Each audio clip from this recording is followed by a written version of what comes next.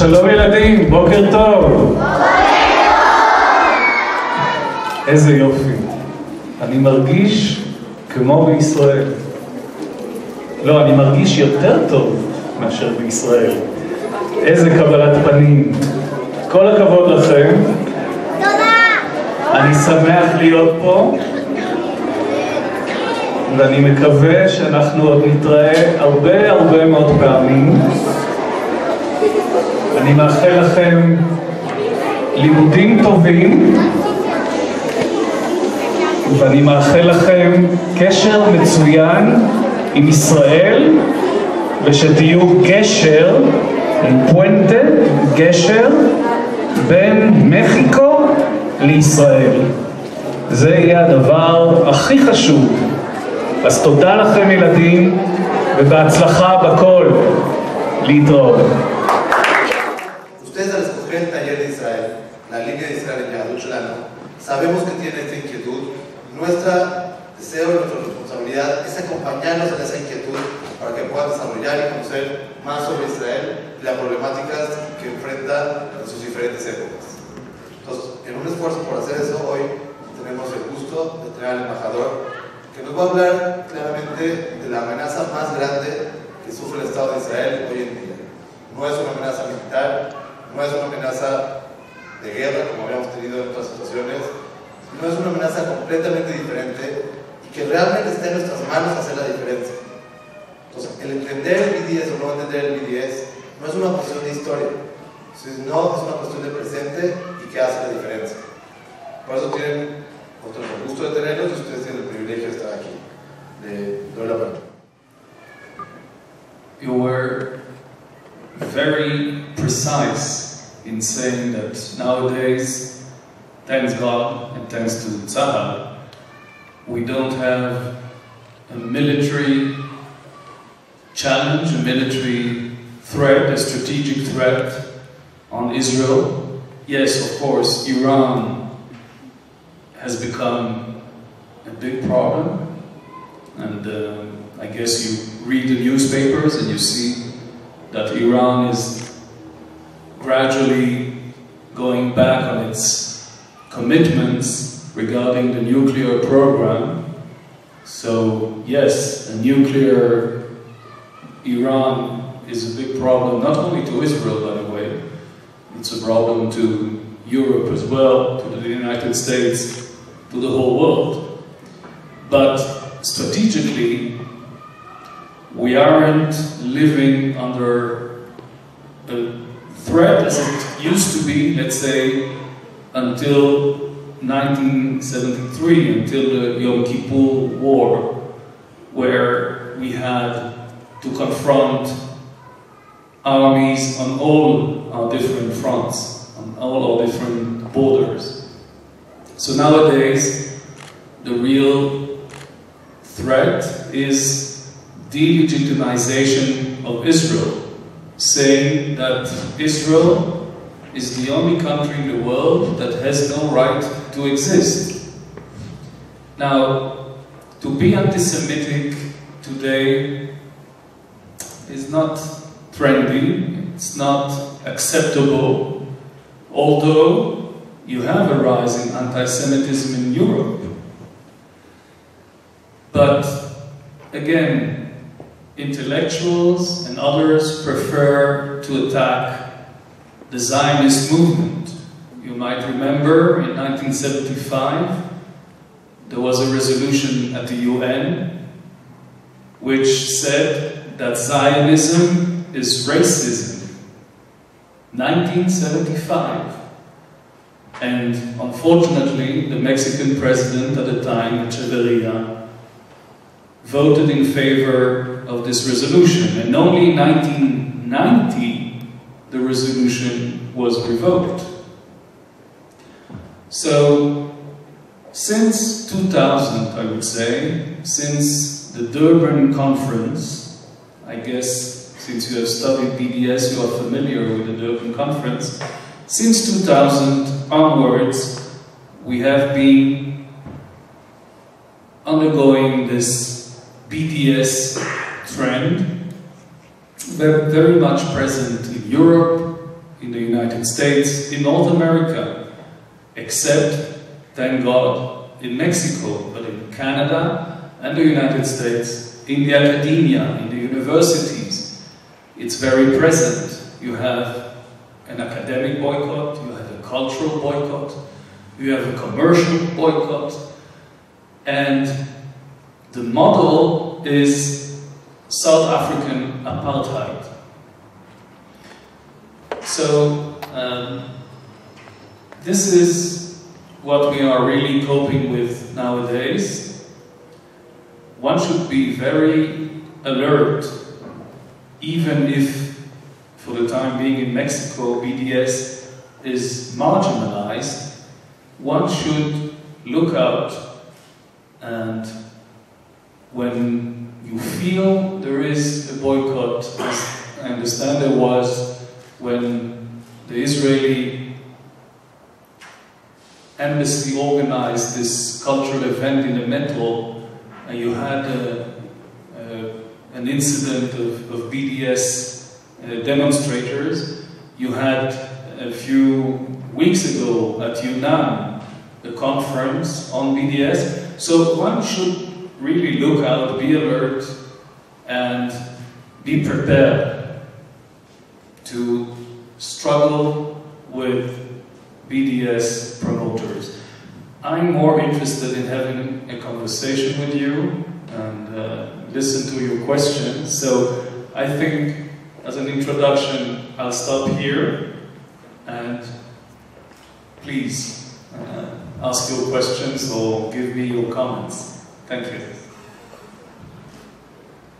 Hi, welcome. I would like to ask you, what can we do as students to fight against this movement? Well, first of all, I think that one should be convinced, and I'm sure that you are, of the legitimacy of the existence of Israel. You know, sometimes people say, yes, you've got a country of your own because of the Shoah. So people felt that they owed you something after 6 million Jews had been killed in the Second World War, and this is why you got a country, but you are stealing lands from the Palestinians. You are now doing to the Palestinians what the Germans were doing to you during the Second World War. So, first, know your history, and I'm sure you do. Tell those ignorants, because this is really the challenge. These people are ignorants.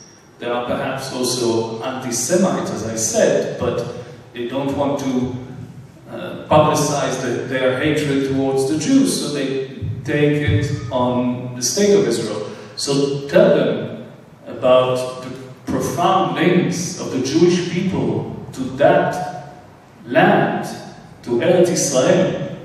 Start with that. And then tell them that the Zionist movement, which is a national movement, as you have national movements all over in Europe, in Mexico. The Mexicans are very proud of their national heritage.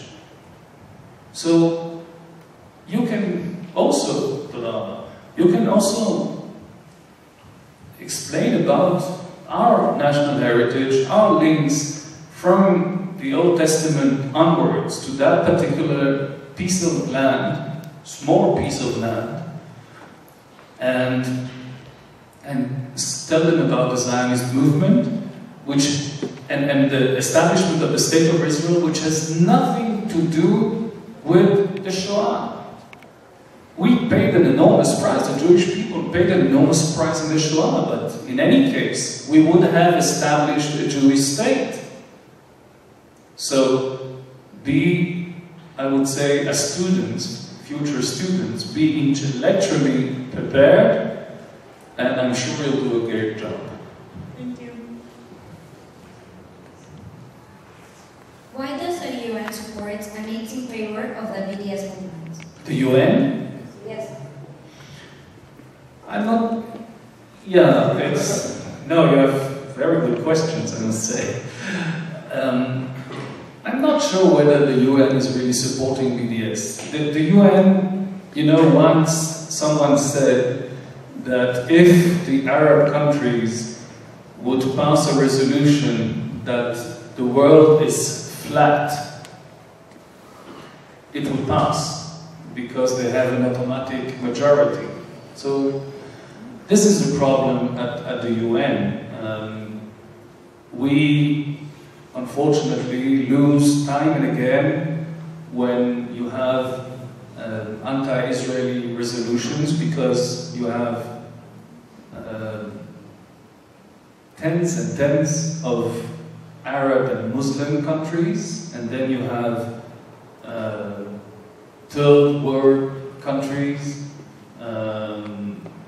countries ruled by the extreme left. So you have this majority, but I don't think that the UN, certainly not the Secretary General of the UN, Mr. Gutierrez, not the UN as an organ, as an organization, they do not support BDS. But yes, you have problems inside the organizations of the agencies of the UN, because you have a majority. Let me give you an example, also an absurd example, about an agency called UNESCO. Does someone know what is UNESCO at the UN? Yes? So, for many years you had a resolution on Jerusalem talking about the holy Muslim shrines, the holy places for the Islam, without referring to the Jewish holy places. So, disconnecting between Jerusalem and the Jewish heritage. And these resolutions passed time and again because of the automatic majority. So, is UNESCO anti-Israeli? No, because we had wonderful working relations with UNESCO as a body, as an organization. But inside you have the various countries, the various states, and again you have this majority. What if the UN's resolutions for peace are in favor of the BDS movement? Would that change everything? I didn't understand. What if? What if the UN's resolution for peace are in favor of the BDS movement? Would that change anything? If the UN would promote peace, you mean? Yeah. Yeah. Well, sure. Instead of BDS. Yes. Okay. Well, let's say that I'm not convinced that BDS will completely disappear, because as I said, BDS is now the more respected form of anti-Semitism. And as anti-Semitism, unfortunately, will never disappear, just think about the fact that even in countries where you have no Jewish community, you have anti-Semitism. Does that make sense? In Jordan, they were selling openly the protocols of the elders of Zion. In Japan, there is anti-Semitism. So it's really a very profound hatred of the Jewish people. I can give you many explanations why. I mean, yes, let's be honest. They look at the Jewish people and see such a success, such a big number and variety of Nobel Prize laureates, for example. So they are envious. Then you have also the religious anti-Semitism. I mean, don't forget, we killed Jesus Christ. They forget that Jesus Christ was born and died a Jew. They forget about what happened with his disciples. They forget about Pontius Pilatus and the Romans. They forget a lot of things. They just remember that the Jews, the perfidious Jews, killed Jesus Christ. So, yes, this is still present in some of the countries, some of the walks of society. So there are a lot of reasons to hate us.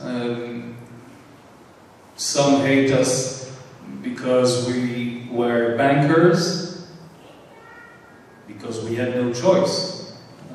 So they hate us because we were successful and doing business. Some other hate us because we promoted socialism, thinking that Marx was a Jew. So you have a lot of reasons.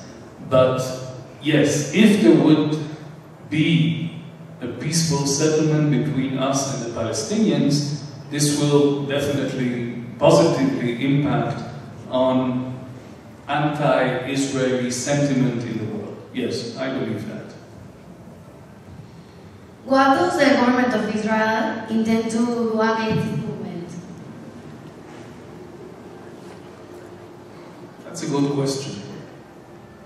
First,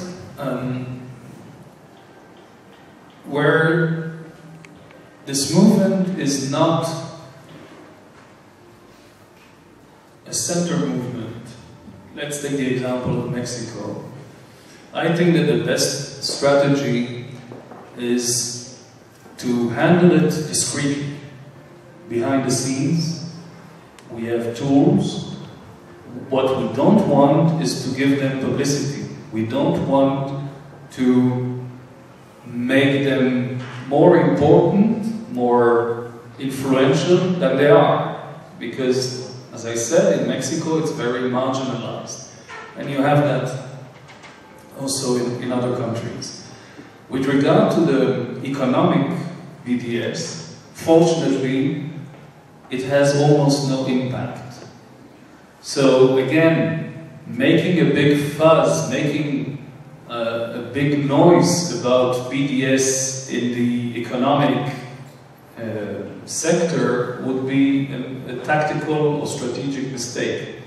So Israel is really dealing with BDS punctually, at a case-by-case study, trying to analyze who's behind it, who's financing it.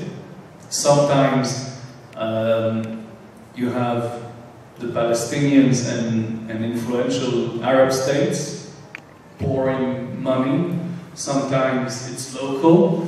So this is how we try to neutralize the influence of BDS. Really working behind the scenes, sometimes using legal tools. In France, for example, this is a country I know quite well, I was there as deputy ambassador. You have in the criminal act, the criminal law, an article saying that you cannot discriminate.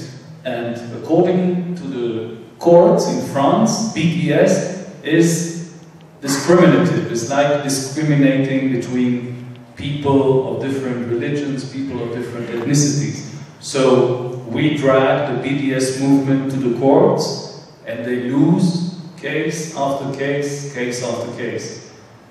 So now they are thinking twice if it's really a good idea to, for example, go into supermarkets and take out the kosher Israeli products from the shelves. They are very carefully doing that now.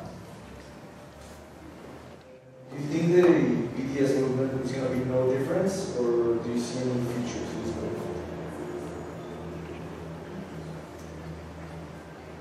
Well, I'll be very frank.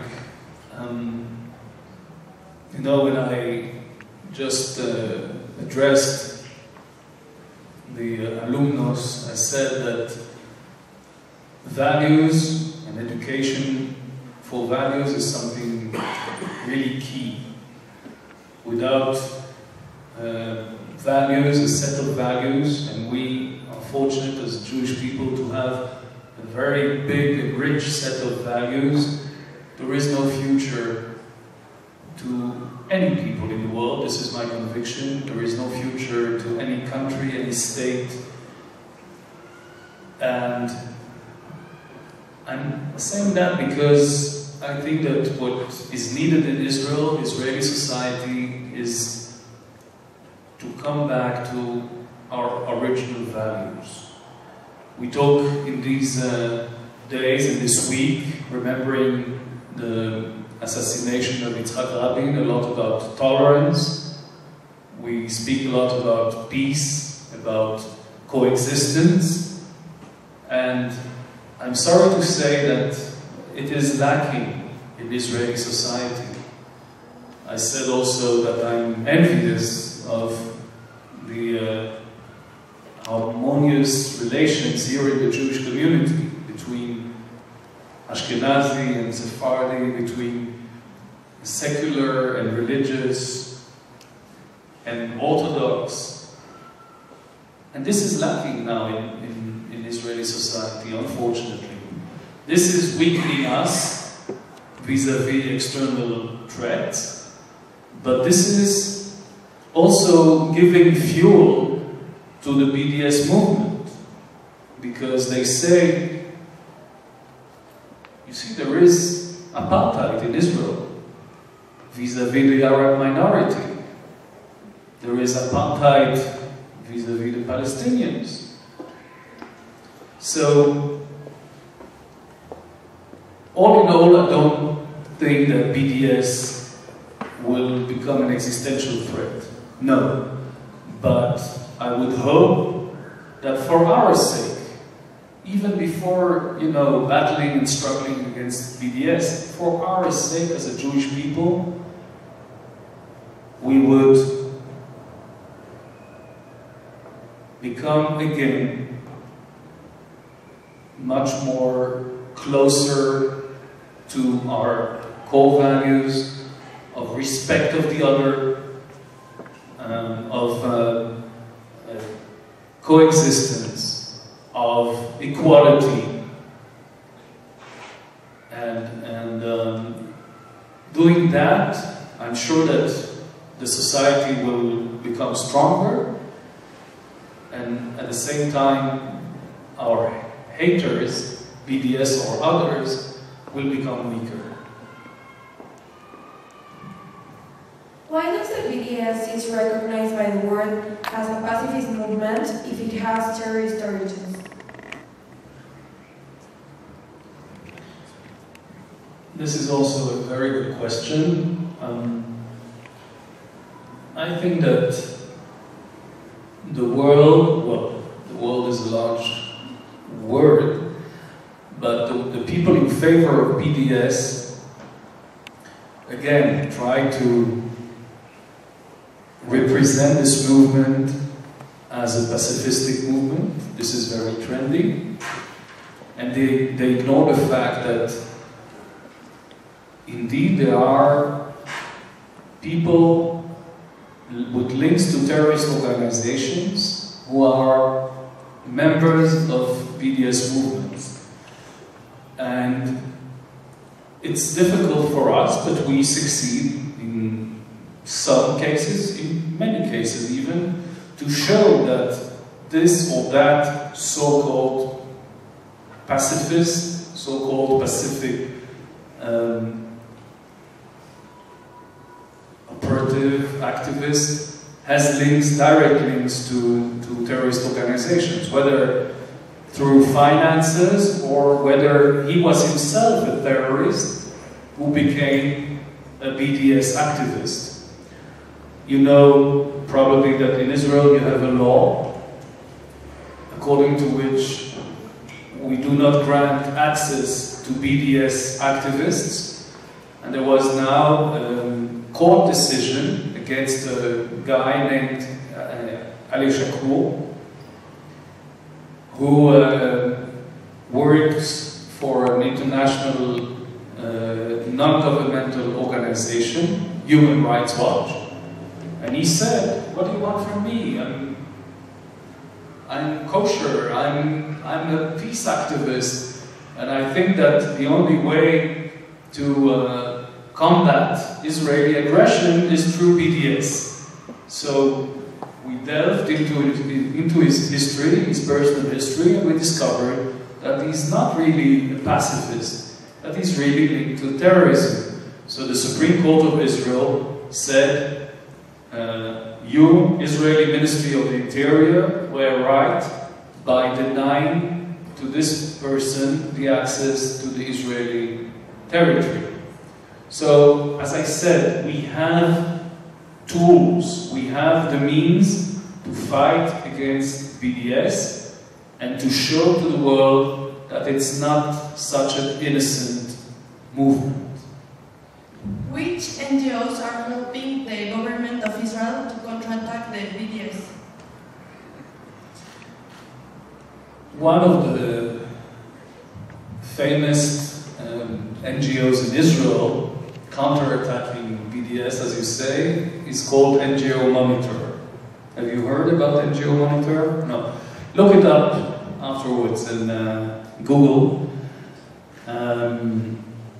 It's run by a former university professor, Gerald Steinberg, who was a professor at Bar-Ilan University, but came from the United States. And I must say, thanks to the work they have done over the years, we've been able to convince some of the European governments to look more carefully at some of the NGOs that they support financially. You know, the big discussion we had with the Europeans was, yes, perhaps an NGO is also into social activity and has, let's say, positive achievements, but at the same time they are promoting BDS. So you should look at the whole picture and not just concentrate on the positive aspects of the activities of that or that NGO.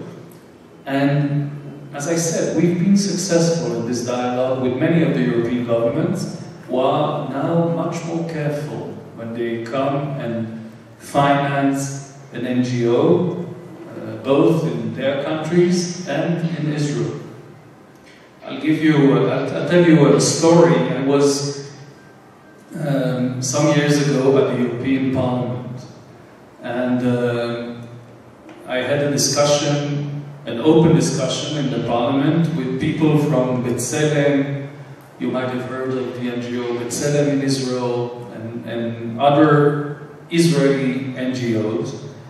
And I said, listen, what you are trying to do by going to the European Parliament, to the European government, and saying Israel is apartheid, Israel is discriminating against the Arab minority, you are shooting yourself in the foot, because the Israeli government is keen on integrating the Arab minority. When you look at Israeli universities, when you look at the Supreme Court of Israel and other courts, when you look at all walks of Israeli society, you see, and I'm happy to say, you see more and more Israeli Arabs having important functions, including at universities. I told them, you know, universities are the most critical entities in any democracy. They are always against any government because they feel they don't get enough subsidies, enough budgets, enough academic liberty, etc., etc. And you have Arab researchers, you have Arab teachers and professors. So you want the Europeans to stop giving budgets to Israel, you will hurt your own people. But they don't care. they don't mind. As long as Israel is being negatively depicted, negatively treated, even if they, at the end of the day, lose budgets and all kind of subsidies. So this is what we are facing, unfortunately. One last question. Do you believe that the state of Israel and the world in general is at risk of a third world war initiated by this conflict? A third world war initiated by BDS? No.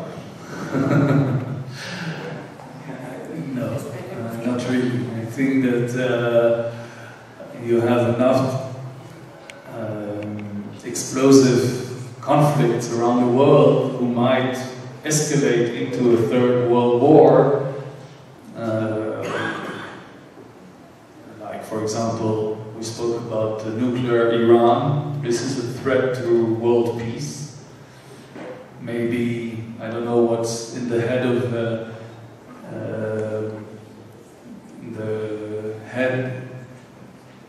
No, it's not diplomatic. The president of North Korea, who has already a nuclear capability, I don't know what he intends to do. No, BDS, as I said, was asked if it will disappear and if, like, we've been able to overcome military threats and wars, if we'll be able to overcome the BDS movement, I'm quite convinced we'll be able to do so, and no, they have no potential of instigating a third world war. No, that's exaggerated. Thank you all for your questions, and I'm really impressed both by the English. Really, you master a good knowledge of English, and also by your questions. Good job. Thank you very much.